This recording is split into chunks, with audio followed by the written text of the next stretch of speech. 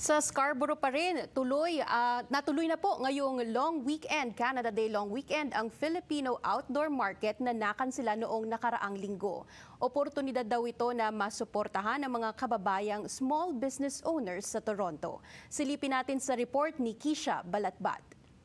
Actually talaga, ang punta ko dito, kakain lang talaga dito at saka makipagmarites. Nakansela man ang outdoor night market noong nakaraang linggo dahil sa hindi magandang panahon.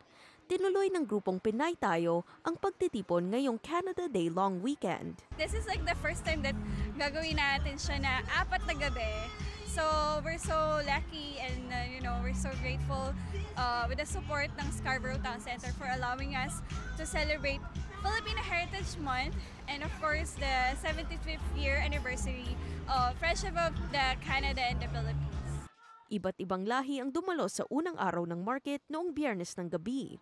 Hindi rin nagpahuli ang ilang Pilipino sa pagpunta sa market noong nabalitaan nila na may ganitong klaseng pagtitipon. Nabalitaan namin mayroon daw ganitong Pinoy gathering, so mas maganda makita namin kung talagang. Namahagi ng libreng spam sa unang 800 dumalo sa market at corn nuts naman sa naunang 1,600 na dumalo. Pero hindi lang ito ang matitikman dito.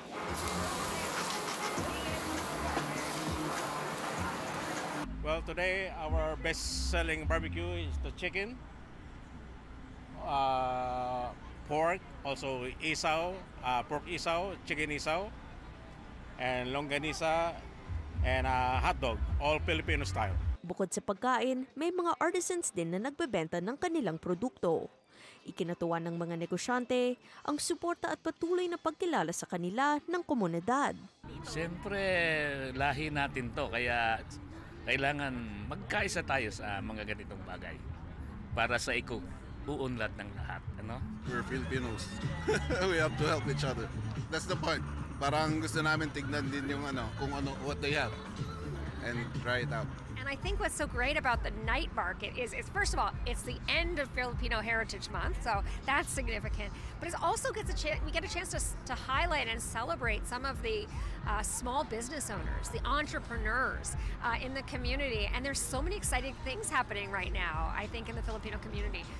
Libre para sa publiko ang outdoor market na bukas alas 2 ng hapon hanggang alas 10 ng gabi ngayong June 28 hanggang July 1. Kisha Balatbat, Omni News, Toronto.